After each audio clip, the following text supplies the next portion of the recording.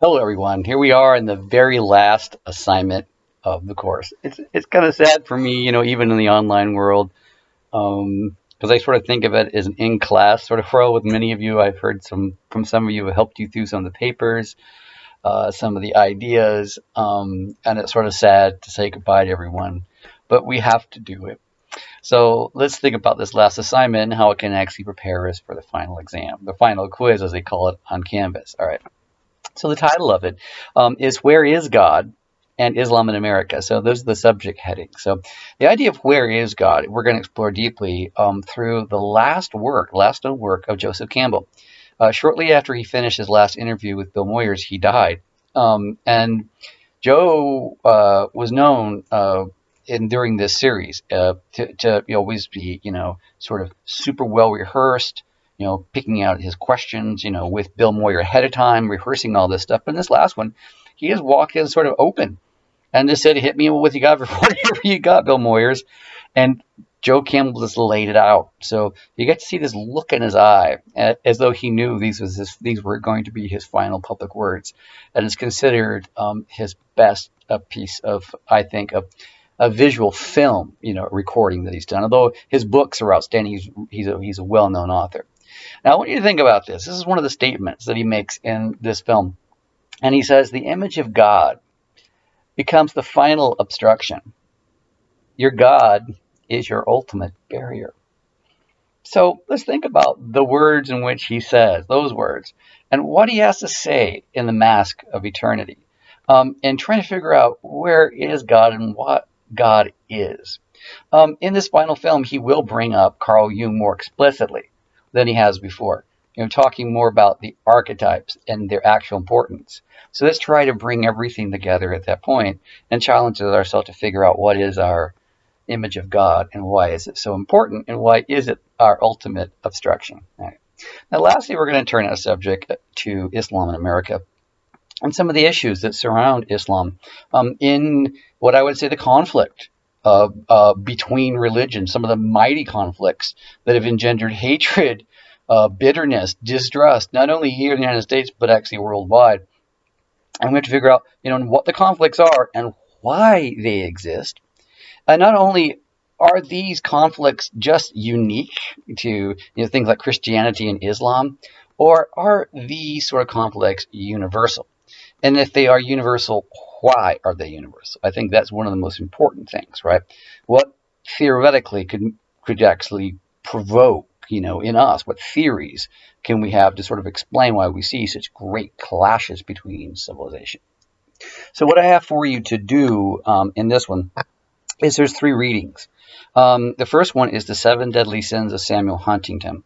And this is going to look at books or works that Samuel Huntington put out many years ago, and as he described Islam, this threat of Islam, why it's always going to be a problem, sort of universalizing the problems. This paper by Hugh Gusterson really critiques the way in which Samuel Huntington approaches the problem. He's approaching the problem of conflict in the wrong way. So Hugh Gusterson begins to sort of bring them down. So let's look at that. Next reading we're going to look at is Islam in America, Separate but Unequal by Abdo. And Abdo does such a wonderful job by really trying to depict, what Islam has become in America. What does it mean to young people? I don't think many people really understand that when you meet an Islamic person, people don't spill their guts why they are the way that they are. It takes a long time to get to know people. And this paper is going to take us right into what is the heart of a rise of Islam and why it's there. And the term separate but unequal also describes, an unequal sort of religiosity in this world that we're supposed to live in the United States of religious freedom. Why are they separate but unequal? So that gives us a pretty good theoretical lens, right? Now, the last paper is Pater. And this is really critical for you answering your last final exam essay question, or one of them at least. And one of the ways in which we can look at why there's a great class of civilization has to do with something, a subject where we started out at. Everything is in here. It's in your head. And ultimately, it has to relate to your sense of identity and constancy in the world. So this paper deals with terror management theory and self-esteem. It's a theory which arose by Jeff Greenberg He's the primary author on it, but all the other authors which you're reading are incredibly important collaborators. This is a tedious sort of paper. It's a scientific paper, written by professionals, and it might take you a little while to get through it, but it's one of the best papers you're going to have, the best tool, if you understand this, to answering your final exam essay. Why is it that we see conflict between religions? And this is where it's at. This is the terror management theory is right there, and no one can dispute it. It has held the test of time. No matter how much it's been tried to be falsified, it holds up to be true. And it's quite revealing about what it is to be human. And it really brings out the nature of our prides and our prejudices against others. And by understanding this, maybe neutralizes the monsters within each one of us. All right.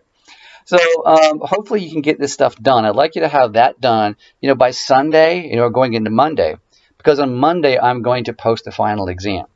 So all the papers that you've read, in this module and the readings are going to come in really handy for answering the last essay questions. In fact, you can, with the papers you had so far, you can answer all of them. When you're doing your answers, one thing I want you to think about is pulling good case studies or citing things from the papers in which you read. That's really a productive sort of thing, looking for examples. Additionally, many of you have in the past have read the papers, and then you've given me emails. Hey, Mercer, I know another paper that I read that would be great for my final quiz essay. Can I use it too? Well, of course you can. I've only able to bring you a limited number of readings simply because of the time constraints that we've had in this course. It's just a short 6-week course. I know many of you are saying, my God, the reading level is so high. Well, really, compared to a semester-long course, there'd be twice as much reading. And many of you will find papers or things which you want to bring in.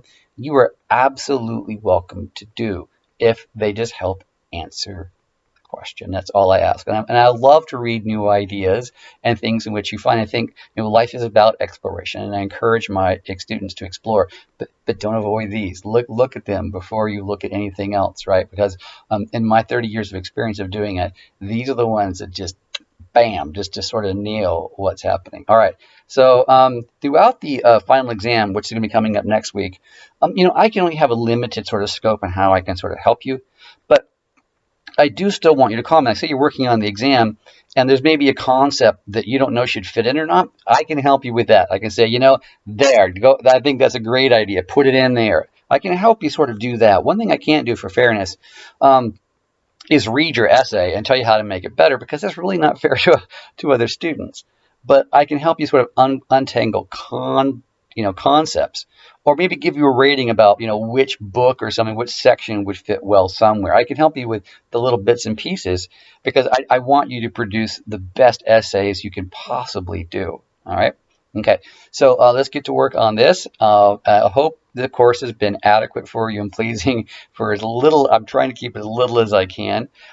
You're always welcome to tell me what you think about the class. No retribution. I've had students go, Mercer, you should really done this, this, and this. I'm like, oh yeah, and I actually have. Much of the course that you're seeing right now has been over a decade of redesign, just working with students that see better things, or maybe other aspects of the paper that I actually missed.